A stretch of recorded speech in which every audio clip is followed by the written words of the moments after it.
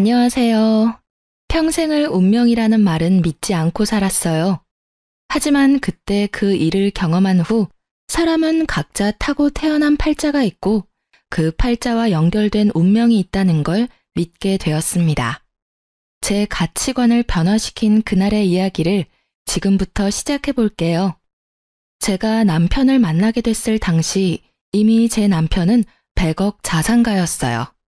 시부는 자수성가한 대단한 분이셨고요.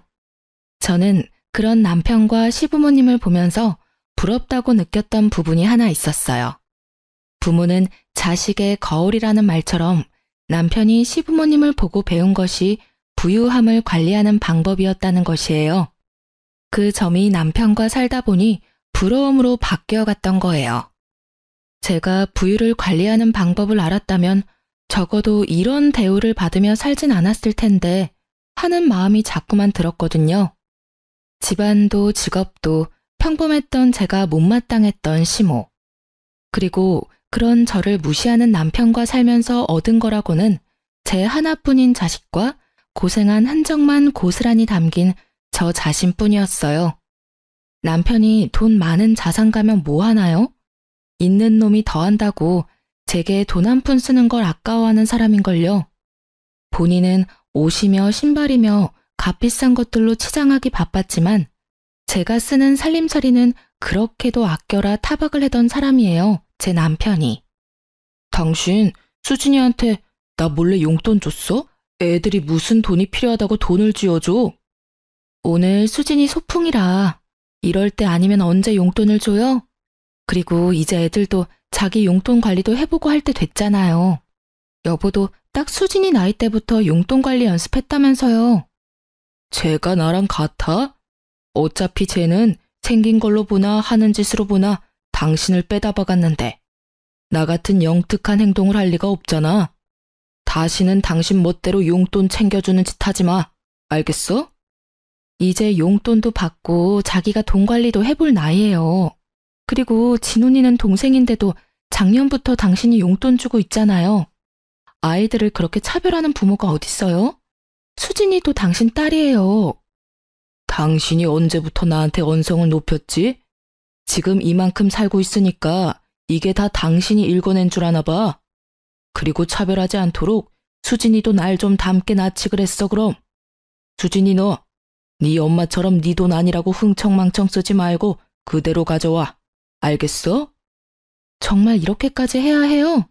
오늘 수진이 소풍날이라고요. 아이 용돈 좀 챙겨준 게 무슨 잘못이라도 된 것처럼 굴면서 아이 기분까지 망쳐야겠어요? 엄마, 나 괜찮아. 아빠, 저 괜찮아요. 용돈은 여기에 두고 갈게요. 저 용돈 필요 없어요.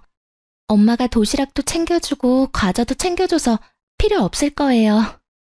저는 아이들 앞에서까지 저를 무시하는 것도 모자라 제 딸아이에게까지 저를 대하듯 행동하는 남편이 너무 싫었어요. 그래서 이혼을 결심했던 적이 한두 번이 아니었고요. 제 딸도 얼마나 마음이 고단했으면 한 번은 아무도 모르게 밤중에 이불을 머리 끝까지 뒤집고 우는 거예요. 우연히 화장실에 가려다 그런 모습까지 보게 되니 괜히 시부모님과 남편에게 넘치는 사랑을 받는 아들에게 얄미운 감정까지 들었어요. 네, 그러면 안 되는 거죠. 제 아들이 잘못한 건 아니니까요. 하지만 환경이 제 딸은 저의 아픈 손가락으로 만들더라고요. 그래서 딸아이에게 너무 힘들면 저와 이 집에서 나가 단둘이 지내는 건 어떻겠냐고 물었던 적이 있어요. 그런데 제 딸은 제 가슴을 미어지는 대답을 하더군요. 수진아, 엄마가 꼭 물어보고 싶은 게 있는데 솔직하게 대답해줬으면 좋겠어. 엄마랑 수진이랑 둘만 외할머니네서 지내는 건 어떨까? 엄마랑 함께면 어디든 너무 좋아. 하지만 엄마, 아빠가 미워서 그런 거라면 난 싫어요. 아무리 나를 미워하는 아빠라도 난 없는 것보다 있는 게 좋아. 내가 사랑하는 아빠잖아. 제 이혼 결심을 말린 건 이런 제 딸이었어요. 부모는 자식 보고 사는 거라는 말을 실감하며 그렇게 참고 또 참으며 살아왔습니다. 하지만 돈만 알지 남의 마음이라고는 눈꽃만큼도 헤아릴 줄 모르는 남편은 변함이 없었어요. 거기다 나중에는 저와 제 딸의 대화를 어떻게 알았는지 저에게 더 못되게 굴었어요. 이렇게 모진 남편과 살면서 주변 사람들에게 들은 말이라곤 시댁과 남편 얼굴에 먹칠하는 여자였네요. 그래도 하늘이 조금은 도왔다고 생각해요. 제가 느낀 저의 인생 시간이 빠르게 흘렀으니까요. 일이 살다 보니 어느새 우리 아들이 결혼하는 날도 오더라고요. 며느리도 예쁜 외모만큼이나 싹싹하고 성격이 좋아 제 마음에 꼭 들었어요. 어쩌면 그래서 결혼 전에 더욱 걱정이 되었던 걸지도요. 거기다 여자라면 무시만 하는 줄 알았던 남편도 며느리 사랑은 시아버지라는 말을 증명이라도 하듯 며느리를 정말 예뻐했어요. 저는 그런 남편의 태도가 의아했지만 그래도 남의 귀한 자식이 천대받는 것보다 예쁨 받는 게 좋은 거니 다행이다 여기며 지냈어요. 그런데 남편이 저를 대하는 태도가 여전해서였을까요? 해가 갈수록 그 싹싹하던 며느리도 저를 대하는 태도가 변해갔습니다. 하루는 연차를 내서 쉬는 날이라며 며느리가 집에 찾아왔었어요. 아들은 바빠서 자기와 시간 보낼 틈이 없다면서요. 남편이 좋아하는 곶감을 한가득 사서 왔고 남편은 입이 귀에 걸렸더군요. 참 웃긴 게 제가 무슨 이 집 식모라도 되는 듯 며느리는 자연스럽게 그 곶감 상자를 제게 쥐어주더라고요. 거기다 자기가 제 윗사람이라도 된 것처럼 제게 고개만 살짝 까딱이며 인사를 하곤 상자만 건넨 뒤 휑하니 거실에 앉아있는 남편에게 향했어요. 아버님, 식사는 하셨어요? 저는 시댁 올 생각에 밥 먹는 것도 까먹고 나온 거 있죠. 오는 길에 가볍게 요깃거리 한 게 전부니까 아버님이랑 저녁 식사까지 하고 가도 괜찮죠? 그럼 물론이지. 아가, 오늘은 뭐 먹고픈 것 없냐? 네 시엄마가 다른 건 몰라도 그래도 음식 솜씨 하나는 봐줄만 해. 먹고 싶은 게 있으면 시엄마한테 다 말해놔라. 아버님도 참, 며느리가 돼서 어떻게 어머님께 요리해달라고 해요. 아무리 요즘은 허물없이 지내는 시어머니와 며느리가 많다고 해도 어머님께서 싫어하실지도 모르고요. 지금 네 시엄마 눈치를 보는 거냐? 네 시엄마가 나 몰래 눈치라도 주던? 이 옆에 내가 안 보는 곳에서는 내게 시집살이 시키냐? 어머님처럼 좋은 분께서 시집살이라뇨. 전혀 그런 거 아니에요. 저 먹고픈 거 생겼어요. 아버님께서 요즘 기운이 없으신 것 같으니까 어머님께 백숙 먹자고 하면 좋겠어요. 제가 말씀드리고 올게요. 며느리는 남편과 한참을 떠들더니 주방에서 곶감 정리를 막 마친 제게 왔어요. 그러고는 말투며 표정까지 싹 바꿔서는 지시하듯이 제게 말하는데 단전부터 화가 확 치밀어 올랐어요. 하지만 저는 애써 참으며 좋게 둘러 말했어요. 아니, 다그치고 싶어도 남편이 떡하니 집에 있으니 할 수 없다는 게 적절한 표현이겠네요. 며느리도 그걸 아니 제 머리 꼭대기까지 기어올랐어요. 어머님, 곶감 정리 끝나셨으면 나가서 장 좀 봐오셔야 할 것 같아요. 아버님 안색이 별로 안 좋아 보이니까 오늘 저녁에 닭 사다가 백숙 좀 해주세요. 어려운 음식도 아니니까 할 것도 없고 어머님도 좋겠네요. 그럼 우리 아들한테도 연락해서 저녁에 집으로 오라고 하렴. 오랜만에 다 같이 식사하면 되겠구나. 그런데 얘 말투는 좀 더 예의 있게 하는 게 어떨까? 그래도 엄연히 나도 네 시부모인데 명령하듯 말하지 않았으면 좋겠구나. 아버님 앞에서는 한마디도 못하면서 주방에 돌뿐이라고 그새를 못 참고 지적질은. 그럴 시간에 얼른 가서 장이나 봐오세요. 참, 어머님은 백숙 별로 안 좋아하시죠? 오늘은 김치에 간단히 식사하셔야겠네요. 메뉴가 마음에 안 들면 밖에서 대충 때우고 오시던가요. 저는 며느리와의 대화에 속이 들끓었지만 문제를 일으키고 싶지 않아 자리를 피하고 밖으로 나왔어요. 아들과 딸아이를 오랜만에 볼 생각만 하며 기분을 달랬죠. 그런데 안타깝게도 달래졌던 제 기분은 또다시 구렁텅이에 빠졌어요. 제 아들과 며느리의 부부관계도 전 같지 않다는 걸 알아버린 걱정만 가득 쌓인 날이 되어버렸거든요. 신혼 느낌 물씬 풍기던 전과는 달리 오랜만에 본 아들 부부는 서로 말도 잘 섞지 않았어요. 제 아들의 안색도 별로 좋지 못했고요. 그러니 이 모든 걸 모르고 싶어도 몰라지나요? 하지만 둘 사이에 잠시 갈등이 있나 보다고 부부싸움은 칼로 물베기라니 곧 좋아질 거라고 여기며 구태여 아는 티를 내지는 않았어요. 그런데 그 후로도 아들 부부의 사이는 여전히 냉랭한 듯 했어요. 꽤 오랫동안 그런 모습을 제게 보여왔거든요. 거기다 그렇게 지내는 시기가 점점 길어지고 며느리와 아들의 관계도 며느리가 저를 대하는 태도도 좋지 못하면서 막막함만 커져갔어요. 그 모든 걸 보고 느끼면서도 저는 늘 속으로만 삭히고 꾹 참으며 지내는 것 말곤 할 수 있는 게 없었어요. 그날의 일이 터지기 전까지는요. 제 아들과 저는 생일이 하루 차이가 나서 매해 생일 저녁은 함께 보냈어요. 결혼 후 분가했어도 이것만큼은 변함이 없었죠. 제 남편이 저의 생일을 챙길 리 없다는 걸 진즉부터 알고 있던 아들이 저를 배려한 것이었어요. 그 덕에 저는 매해 제 생일밥을 챙겨 먹을 수 있었던 거예요. 물론 그 생일상도 다 제 손으로 차렸지만 아들과 나를 위한 거라고 생각하니 생일 때마다 기뻤어요. 긴 세월 동안 아들의 배려가 저의 선물이었어요. 남편의 신임을 받고 있는 며느리가 아들 부부 사이에서는 실세였고 모든 것을 며느리가 원하는 대로 해왔지만 단 하나, 저의 생일날 우리와 함께 보내는 것만큼은 아들이 고집을 부렸던 거예요. 며느리는 이 부분이 연애 때부터 결혼 후에도 쭉 불만이었던 듯 했어요. 그리고 결국 이 일로 인해 문제가 생기게 되었습니다. 아들 부부는 그날도 생일 파티를 위해 우리 집으로 넘어왔어요. 미리부터 준비를 하고 있긴 했지만 그날따라 유난히 오래 걸렸고 아들 부부가 도착한 후에도 꽤 오래 저는 주방에서 저녁 준비를 하고 있었죠. 너무 당연하게도 며느리는 손 하나 까딱하지 않았어요. 그래서 아들이 며느리를 대신해 저를 도왔고요. 그날따라 아들이 왜 그랬는 줄은 모르겠지만 아마도 고생하는 저와 반대로 편히 쉬고 있는 며느리의 모습에 속이 상했을 테죠. 한참을 저를 돕던 아들이 며느리에게 향하더니 뭐라고 말했는지 급격히 며느리의 표정이 어두워졌어요. 그러고는 잔뜩 기분 나쁜 표정을 해서는 주방에 와서 제게 따져 물었고 저는 그런 며느리가 되바라진 것처럼 보였지만 좋은 날을 망치고 싶지 않았어요. 어머님, 생일 핑계로 저를 부려먹어야 속이 편하시겠어요? 솔직하게 대답해 보세요. 제가 손님처럼 앉아있으니 마음에 안 드세요? 시어머니랍시고 며느리가 차려준 생일상을 받고 싶으시냐고요. 아니, 괜찮다.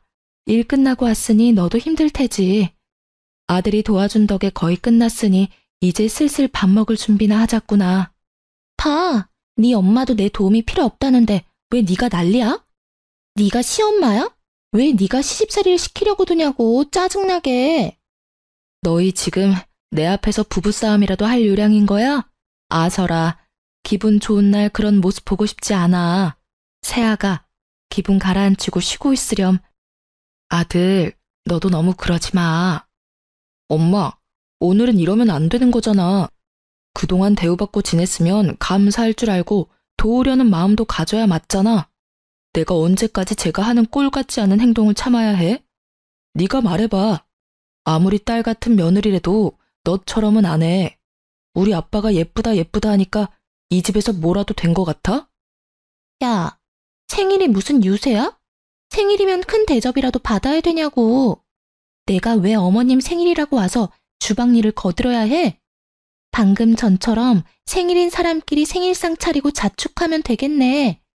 이렇게 모이는 것도 사실 어머님 때문 아니야?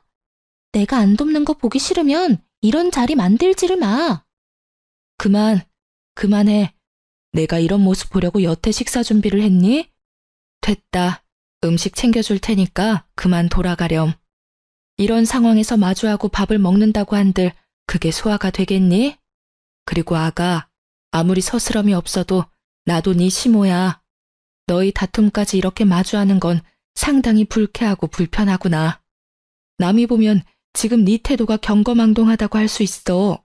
그러니까 앞으로는 조금 더 유의하는 게 좋을 듯해. 참나, 나는 이 집에선 이방인이다 이거지? 생일을 핑계로 모자가 쌍으로 눈 부라리고 사람을 잡아? 어머님도 그러는 거 아니죠? 경거망동하다고요? 그러는 어머님은 뭐 얼마나 고상하신데요? 이 집에서 기 한 번 제대로 못 펴고 살면서 기가 막히네. 제가 며느리라고 꼴에 시엄마 노릇은 해야겠다 싶어요? 며느리는 아들과 제 말에 따박따박 받아치며 언성을 높였어요. 모자가 생일을 핑계로 자기를 잡는 말을 어찌나 크게 했는지 방에 있던 남편이 집안이 왜 이리 소란스럽냐며 주방까지 나왔고 씩씩대는 아들과 며느리를 살피더니 자초지종을 물었죠. 며느리는 이때다 싶었는지 저와 아들을 한 번씩 노려보더니 제 남편에게 찰싹 붙어서는 불쌍한 척 연기를 해댔어요. 그 모습이 어찌나 황당하던지 기가 차서 말도 안 나오더라니까요. 저와 아들에게 바락바락 소리칠 때는 쌈딱이 따로 없더니 남편이 나오기가 무섭게 가련한 척은 다 하는데 배우였으면 상을 타도 여러 번 탔겠다 싶을 정도였어요. 눈물까지 훔치며 자기가 당해낼 재간이 없다고 하소연하는데 불려우도 그런 여우가 없다는 생각에 소름이 끼쳤어요. 아버님, 제가 뭘 그렇게 잘못했다고 이러는지. 남편도 어머님도 일 끝나고 와서 조금 숨 돌리는 저더러 주방 일을 돕지 않는다며 역정을 부리니 제가 속수무책으로 당하는 수밖에 없는 거 아닌가요? 이게 다 무슨 소리야? 당신 새아가 시집살이라도 시키려고 들었어? 당신 생일이라고 일 끝나고 온 힘든 애를 부려먹었냐고. 생일이 뭐 대수라고 어린 자식들까지 죄다 불러 모아서 이 사달을 내? 어른이면 어른다운 태도를 갖춰야지 그 나이 먹도록 싸구려 같은 행동을 못 고쳐? 아버지, 엄마한테 말하는 투 좀 조심하세요. 엄마가 저희를 부른 게 아니라 제가 함께 보내고 싶어서 아내와 함께 온 거죠. 언제까지 엄마를 그렇게 무시하실 거예요? 그리고 아무리 제 아내라도 잘못된 건 바로 잡아야죠.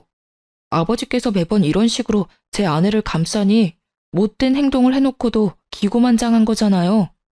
오죽하면 제가 나서서 엄마를 도와요. 오죽하면. 시끄럽다. 어디 자식이 부모를 가르치려 들어? 네 엄마라고 편드는 꼴이라니. 그리고 사내 자식이 여자애처럼 주방에나 들락거려? 당신 도대체 애 교육을 어떻게 시켰기에 자기 위치도 몰라? 으휴, 엄마가 그 모양이니 아들이라고 있는 것도 멍청하지. 우리 새아가 기분이 상해서 어떡하나? 저 답답한 인간들은 두고 우리끼리 나가서 외식이라도 하는 거 어떠냐? 어서 가자. 우리 새아가 배도 고플 텐데 지체할 시간 없다. 어서 가자꾸나. 남편은 며느리의 기분을 망친 우리는 알아서 하라며 며느리만 데리고 외식을 갔어요. 며느리는 자기가 이겼다는 듯 웃음 띤 얼굴로 저와 아들을 보고 웃더군요. 그 모습에 처음으로 이가 바득바득 갈리더라고요. 아들은 제게 생일날을 망쳐 미안하다고 사과하는데 저는 그런 아들에게 이렇게 만들길 잘했다고 했네요. 앞으로는 참고만 있진 않겠다고 우리끼리라도 생일 파티를 하자고 아들을 다독였어요. 그렇게 저희가 식사를 마친 뒤 뒷정리를 하고 있는데 남편과 며느리가 고기 냄새를 풀풀 풍기며 들어왔어요. 그 냄새만 맡아도 어찌나 화가 나는지. 결국 저는 굵은 소금을 한 바가지 퍼서 곧장 현관에가 남편과 며느리를 향해 마구 뿌려댄 뒤 그 인간들한테 엄포를 놓았어요. 이 사리분별도 못하는 인간아. 내가 30년 넘게 당신 비위 맞추고 살았으면 적당히 해야 할 거 아니야. 앞으로 한 번만 더 아이들 앞에서 나 무시하는 행동 하기만 해. 그땐 이 소금으로 안 끝날 줄 알아. 그리고 얘, 너도 여우짓 하는 거 한 번만 더 내 눈에 띄면 가만 안 둘 테니까 그런 줄 알아라.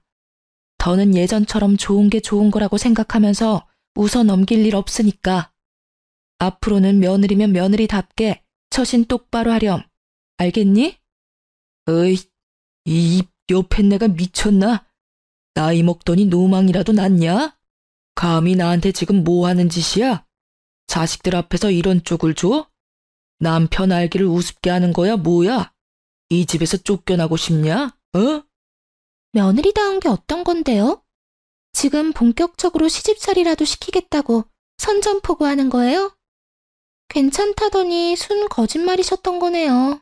남의 집 귀한 자식이라더니 부려먹을 생각부터 하시는 건가요? 저 너무 서운해요. 그동안 제가 잘은 못했어도 처신 운운할 정도는 아니었잖아요. 아닌가요? 며느리 부려먹을 생각 말고 당신 처신이나 잘해. 개념 없고 멍청해도 정도껏 해야지. 어디 남편한테 소금을 뿌리길. 그것도 자식들 다 보고 있는 앞에서 말이야. 한 번만 더 기어오르려고 들면 이 집에 발도 못 붙일 줄 알아. 남편은 또다시 며느리 편에 서서 저를 무시했어요. 평생을 제 목소리 한번 크게 내본 적 없던 저인데 돌연 제가 큰 소리 좀 낸다고 누가 겁을 먹겠어요. 결국 아들이 다시 나섰고 남편이야 옛날부터 자기가 이 집의 왕인 양 살던 인간이라 태도를 달리하지 않았지만 며느리는 아들 눈치가 조금은 보였는지 그 뒤로는 아무 말도 하지 않았어요.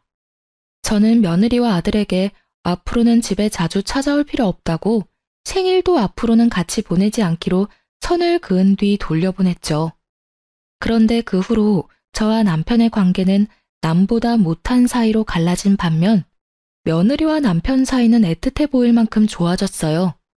아들 눈치를 보며 며느리는 조금 조심하는 듯 했지만 얼마 가지 않았죠. 되려 남편이 며느리 길을 살려주느라 저를 홀대한 탓에 며느리는 전보다 더 자주 우리 집에 찾아왔고 나중에는 며느리가 제 머리 꼭대기에 앉아 마치 자기가 제 시모라도 된 듯 집안을 휘두르려고 했습니다. 그래서 저는 며느리가 집에만 찾아오면 밖으로 나가버렸어요. 한 공간에 있으면 제가 며느리에게 쓴소리 좀 할라치면 남편이 저를 쥐잡듯이 잡는 통에 되려 며느리만 더 기고만장해졌거든요. 그런 꼴을 계속 마주하느니 제가 그 자리를 피하기로 한 거예요. 그렇게 지내던 어느 날 며느리가 제게 전화를 해왔어요. 아주 살가운 목소리로 말하는데 어찌나 당혹스럽던지. 네가 내게 어쩐 일로 전화를 다 했니? 안부 연락을 한 번 안 하면서 말이야. 어머님도 참. 대신 제가 자주 찾아뵙잖아요. 오늘 연락드린 건 요즘 남편이 일이 고단한지 힘이 없어서요. 제가 요리하는 음식은 먹는 둥 마는 둥이라 걱정이 되네요. 어머님께서 남편 좋아하는 음식 몇 가지만 좀 해주시면 안 될까요? 하시는 김에 잡채랑 이것저것 챙겨주시면 더 좋고요. 죄송해요.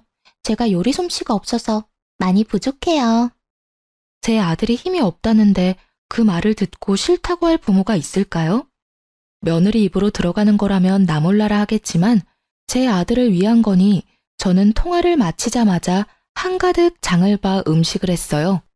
그리고 다음날 저는 만들 찬들을 챙겨 며느리 집으로 향했어요. 며느리가 전날 통화 당시 둘 다 일 때문에 바빠 낮에 집에 없으니 문을 열고 들어가라고 도어락 암호까지 친히 알려줬거든요. 며느리가 급히 할 필요 없으니 주말 전까지만 가져다 주라던 말을 간과하고 급하게 준비했던 제 탓이었을까요? 아무도 없을 줄 알았던 아들 부분의 집에서 심장이 다 벌렁거릴 장면을 목격하고 말았습니다. 현관을 열고 들어서는데 신발장에 여자와 남자 신발이 아무렇게나 놓여있기에 처음에는 아들 부부가 바빠서 미처 신발 정리를 못했다고 생각했어요. 그런데 안으로 들어서자 화장실 앞에 옷가지들이 널브러져 있는 겁니다. 거기다 화장실 안에 있는 여자와 남자의 목소리가 밖으로 새어나왔죠.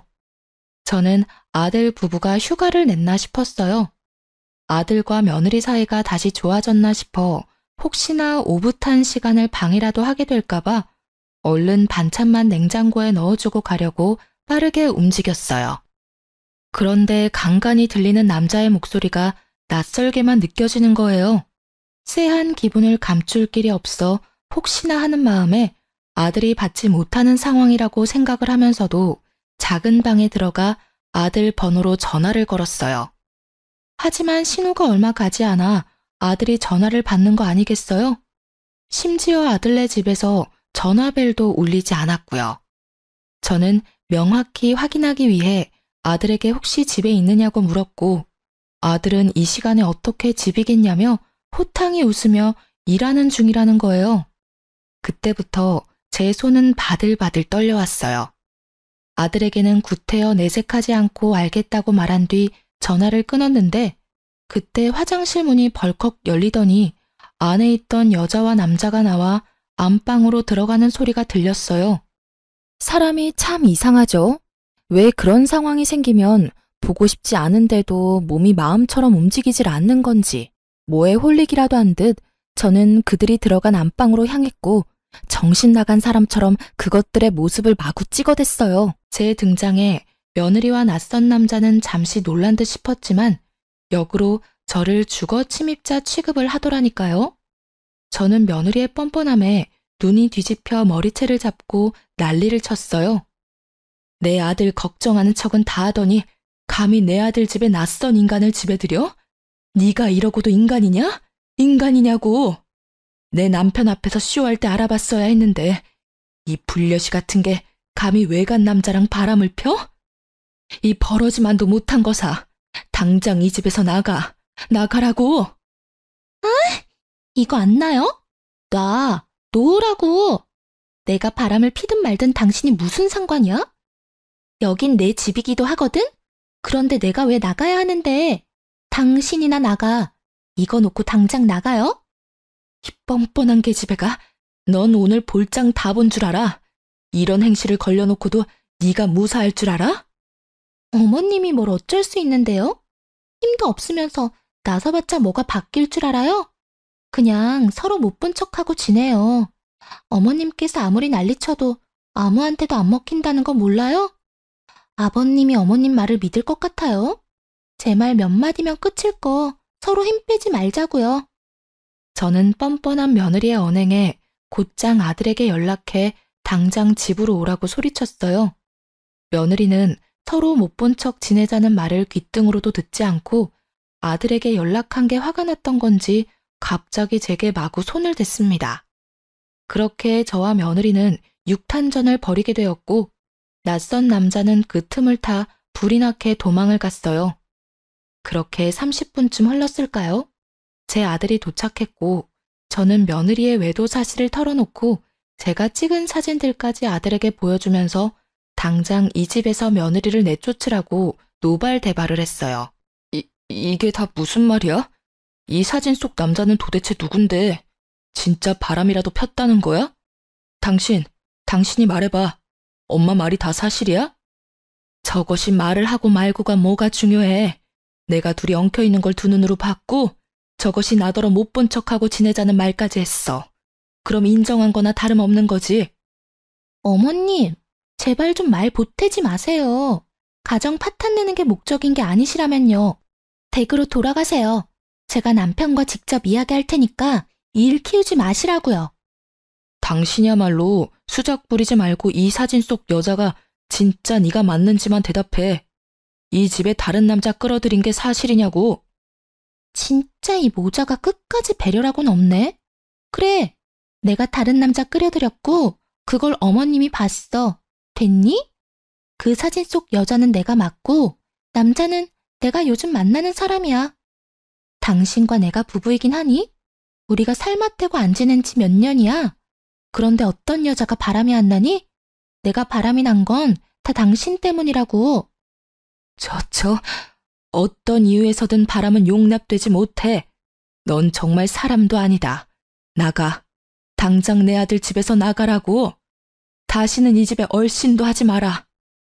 며느리는 제게 자기 가정을 파탄낸 파탄자라는 욕설을 뱉고는 집을 나갔어요. 그날 이후 제 아들은 한참을 힘들어했어요.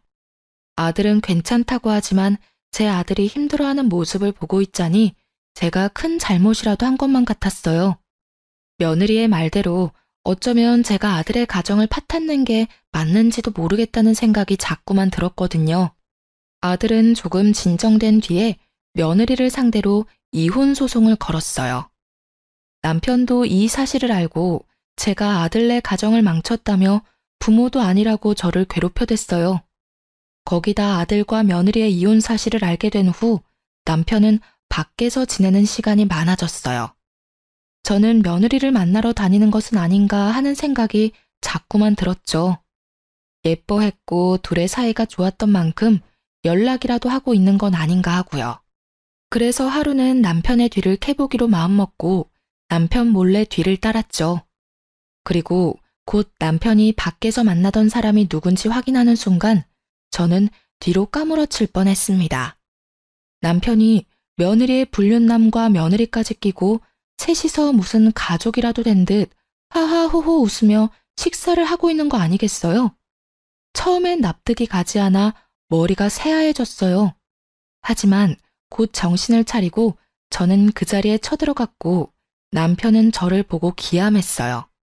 당신 여기서 지금 저것들이랑 뭐해?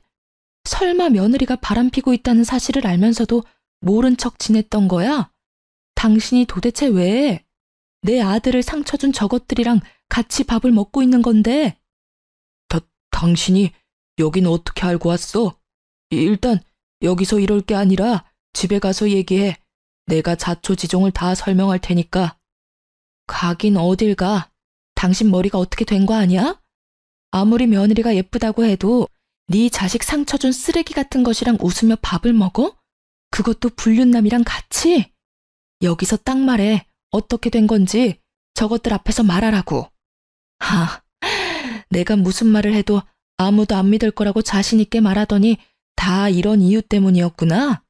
믿는 구석이 당신이었던 거야. 그렇지? 노망이 나도 단단히 났네, 이 인간이. 당신 무슨 말을 하는 거야? 여기서 소란 피우지 말고 집에 가서 말하자고. 빨리 따라와.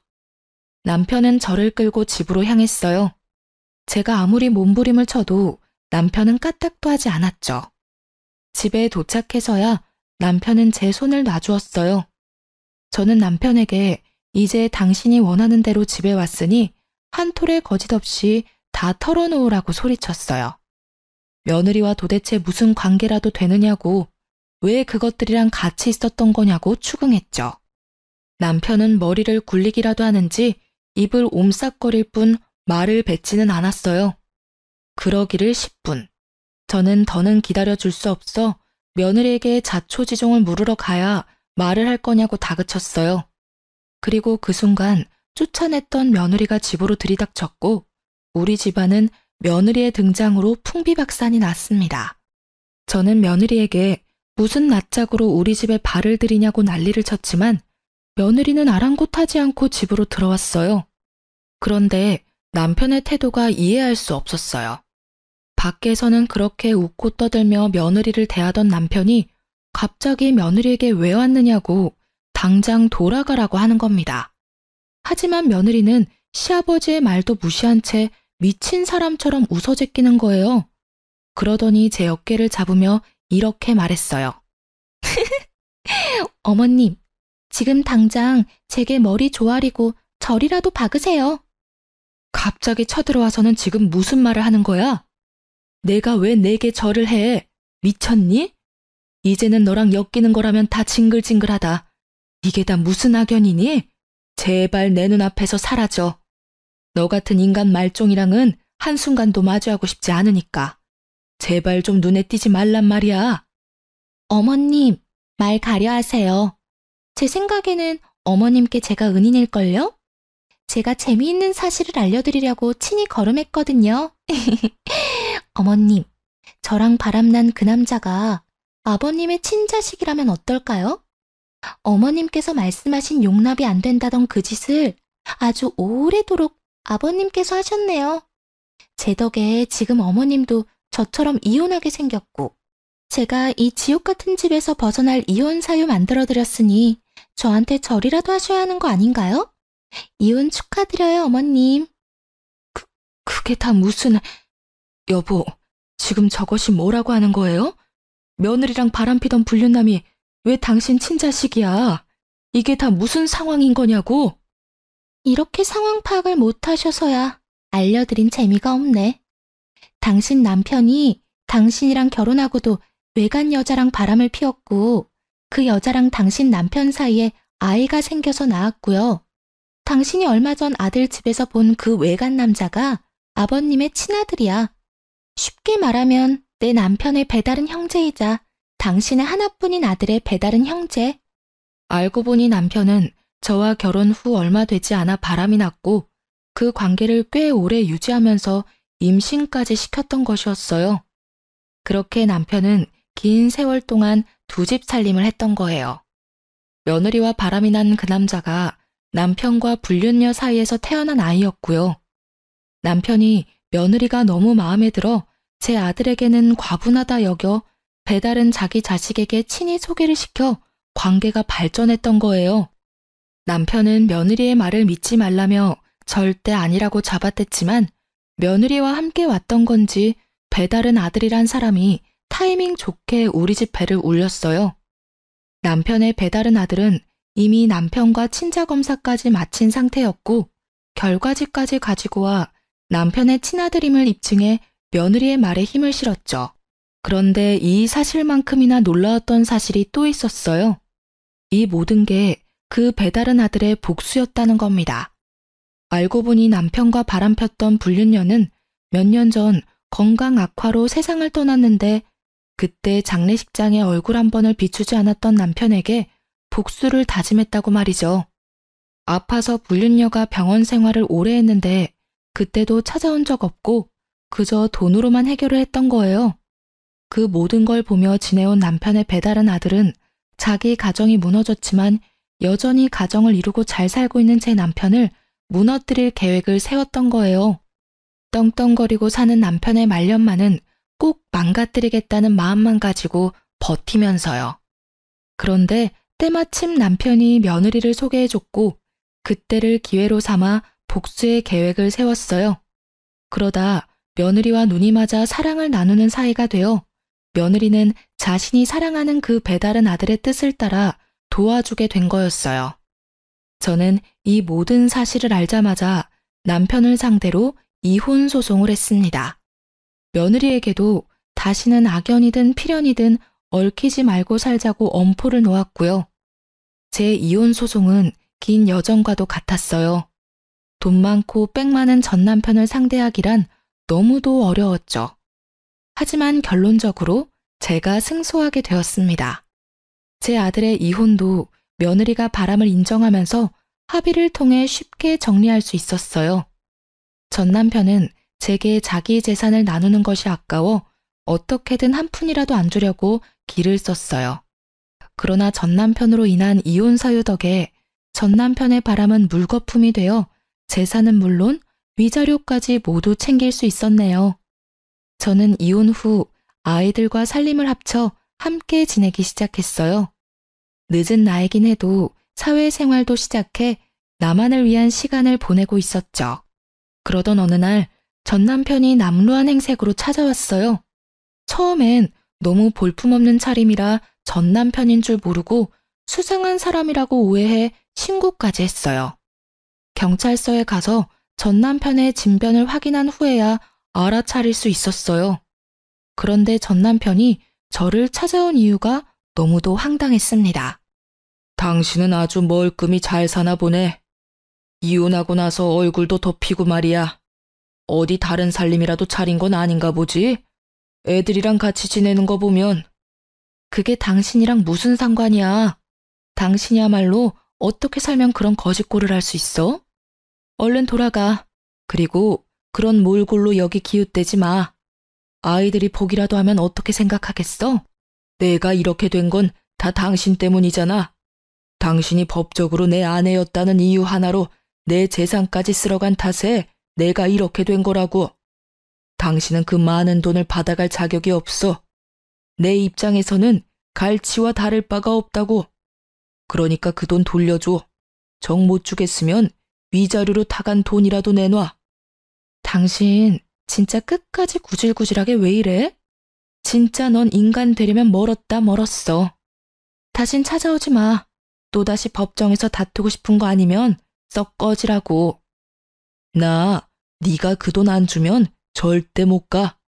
우리 아들 이혼하고 혼자 돼서 먹고 살기 편할 텐데 그쪽으로 붙어서 돈 좀 뜯어내야 하나? 우리 아들 요즘 좀 살만하지? 아니면 내 딸한테 돈 좀 꿔볼까? 그간 키워준 은혜가 있는데 이것들이 나 몰라라 하겠소? 선 넘지 마. 너 돈 많고 빽 많던 그때 네가 아니야. 지금 네 꼴을 봐. 거지보다 더 거지 같은 네 모습을 보라고. 우리 애들이 너처럼 멍청한 줄 아니? 어디 할 수 있으면 한번 해봐. 우리 애들이 너한테 10원 하나 주는지 말이야. 쥐뿔도 없는 게 여전히 네가 뭐라도 된 줄 아나 본데 정신 차려. 나이 먹고 추하게 늙지 말고. 전 남편은 자기 재산 다 잃고 제게 돈 달라고 찾아왔던 거였어요. 며느리와 배다른 아들에게 뒤통수 맞고 저희에게도 버림받은 전 남편은 남는 건 돈밖에 없었고 무료한 생활을 돈놀이를 하며 지냈어요. 결국 그 많던 재산을 다 잃고 시댁에서도 내쳐져 제게 손 벌리려고 제 집 주변을 기웃대다가 사달이 난 거죠. 뻔뻔하게 아이들한테까지 손 벌리려는 전 남편의 태도가 기가 막혔어요. 저는 더 들어줄 것도 없다는 생각에 이전 시모에게 전화를 걸어 거지꼴로 찾아온 당신네 아들 눈꼴 사나워 못 보겠으니 주워가라고 했어요. 전 남편은 제가 이전 시모에게 연락한 게 마음에 안 들었는지 못되게 굴며 제게 돈을 내놓으라며 협박을 하더군요. 야, 네가 나랑 이혼했다고 뭐라도 된 것 같냐? 나한테 벗어났다고 생각하면 오산이야. 네가 돈 주기 전엔 난 계속 너고 애들이고 찾아와서 깽판이라도 칠 생각이니까. 그러니까 그런 꼴 마주하고 싶지 않으면 당장 돈 보내. 당장 내 돈 내놓으라고, 내 돈. 네가 그러면 내가 전처럼 무서워할 줄 알고? 어디 한번 깽판 쳐봐. 새고랑 차고 싶으면 말이야. 한 번만 더 찾아왔단 봐. 나도 더는 가만히 있진 않을 거니깐. 저는 전 남편을 더는 상대하고 싶지 않아 또 찾아와 돈을 요구하면 법정에서 만날 줄 알라고 엄포를 놓은 뒤 돌아왔어요. 하지만 그 뒤로도 몇 차례나 연락이 왔고 나중에는 우는 소리하며 제발 지낼 곳만이라도 마련해달라고 애원했지만 저는 들은 척도 하지 않았어요. 그 무렵 이전 시댁에서까지 제게 전 남편을 사람처럼만 살게 도와달라 연락이 왔어요. 예, 우리 아들 좀 살려주렴. 제발 내 아들 사람처럼만 살게 도와주면 안 되겠니? 너도 우리 애가 지금 어떻게 지내는지 알잖아. 오래 산정이 있는데 그런 모습을 보고도 가엾지 않니? 부탁이다. 우리 아들 좀 받아줘. 자꾸 제게 신뢰를 범하지 마세요. 이미 이혼했고 제가 그동안 남편과 살면서 어떤 대우 받으면서 어떻게 참아가며 살았는지 다 아시잖아요. 제가 그 꼴을 왜 또 해요? 제가 우스워서 몇십 년을 바람 피우면서 두 집 살림한 인간이에요. 그런데 제가 무슨 자선단체도 아니고 불쌍해졌다고 거둬야 하나요?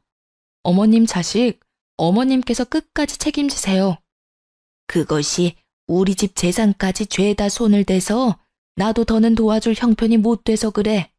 그리고 다 늙어서 저렇게 망한 채로 살 수는 없잖니. 내가 다 미안하다. 네가 좋은 사람이라는 걸 미처 몰랐어. 우리가 사람 보는 눈이 없었던 게지. 내가 이리 사과하마. 너희 다시 합치면 다시는 내게 못나게 굴지 못하도록 내가 다 단속하마. 그러니 제발 너그러이 봐주면 안 되겠니? 이래서 있을 때 잘하라는 말이 있나 보네요. 너그러이 봐줄 수 없고요. 저도 이제 제 인생을 살아야죠. 결혼 생활 내내 남편에게만 맞추며 저라는 사람은 없이 살았어요. 그때 단속하지 그러셨어요. 그리고 어머님, 뻔뻔하게 그만 연락하세요. 제가 무슨 쓰레기통인가요? 결혼 생활 내내 뒤로 다른 여자 품은 쓰레기를 제가 왜 다시 걷어요? 그 쓰레기 이제 어머님께서 치우세요. 나도 내 아들도 네가 있을 땐 미처 몰랐던 거야. 다 잃고 나니 네가 얼마나 소중한 사람이었는지 알았단다. 네가 어떤 모진 말을 해도 나는 괜찮아. 내 아들만 다시 받아준다면 내게 절이라도 할 수 있어. 그러니 제발 딱 한 번만 다시 생각해 주렴. 이런 말씀까지 드리게 돼서 정말 유감이지만 전 싫습니다. 어머님 아들, 정말 볼품없고 못돼 처먹어서 제 인생에 다신 엮고 싶지 않아요. 그러니 다시는 연락하지 마세요. 어머님도 이제 제 어머님 아니시니까요. 저는 대차게 거절했고 그 후로 시댁의 연락도 전 남편의 연락도 모조리 끊어버렸어요. 제 아이들에게도 도움되지 않을 연락이니 아빠에 대한 연민이 있어 받아주고 싶은 게 아니라면 되도록 연락을 자제하라고 당부했죠. 그 뒤로는 그 어느 접점도 없었어요. 간혹 아이들에게 연락해온 것 같기는 하지만 아이들은 저를 배려해 이야기하지 않았어요. 그렇게 과거의 제 올가미와도 같은 인간들을 끊어내니 그제야 모든 것이 끝났다는 실감이 났어요. 몇 년이 흐른 지금은 주변에서 제 얼굴에 꽃이 만개한 것처럼 환하게 폈다는 말을 자주 해주세요. 저는 그 말이 어떤 의미인지 너무나 잘 알아요. 지금처럼 더없이 잔잔하고 또 행복했던 적은 없으니 당연히 얼굴색도 좋아지고 사람 사는 것 같아 보이는 거죠. 아이들만 오롯이 챙기며 단란하게 지내니 제 스스로도 돌아보게 되고 사회생활에 대한 재미도 느끼면서 하루하루 감사한 마음으로 보내게 되었어요. 남는 시간에는 취미 생활까지 하면서 활동적인 사람으로 변화해가는 중이랍니다. 이전 며느리의 소식은 아주 간간히 아들을 통해 들었어요. 전 남편의 배다른 아들과 헤어져 자기 인생을 산다더군요. 아들에게 연락했던 이유도 그간의 안 좋았던 관계를 회복할 순 없지만 사과는 꼭 하고 싶었다나요? 무례하고 미웠던 이전 며느리지만 이제는 어디서든 자기 몫을 잘하며 지냈으면 좋겠다 싶어요. 이 나이 먹고 누굴 미워하고 원망하는 마음으로 살아간다면 얼마나 불행하고 힘들어요. 그저 제 생활에 집중하며 제 주변 사람들을 챙기면서 그렇게 하루하루 베풀고 사랑하며 지낸다면 그게 찬란한 삶이지 않을까요? 남편에게 대여서인지 며느리의 도끼를 느껴서인지 아들도 저도 재혼 생각은 없어요. 제 딸도 결혼 생각은 아직 없다고 하고요. 그래서 저희는 앞으로 한동안은 서로만을 챙기며 지낼 듯해요. 하지만 제 딸도 제 아들도 언제든 마음의 여유가 생긴다면 외롭지 않게 참하고 좋은 사람을 만나 인생의 이막을 시작하길 소망해 봅니다. 제 사연 들어주신 많은 분께 감사 인사드리며 이만 마칩니다. 좋은 하루 되세요.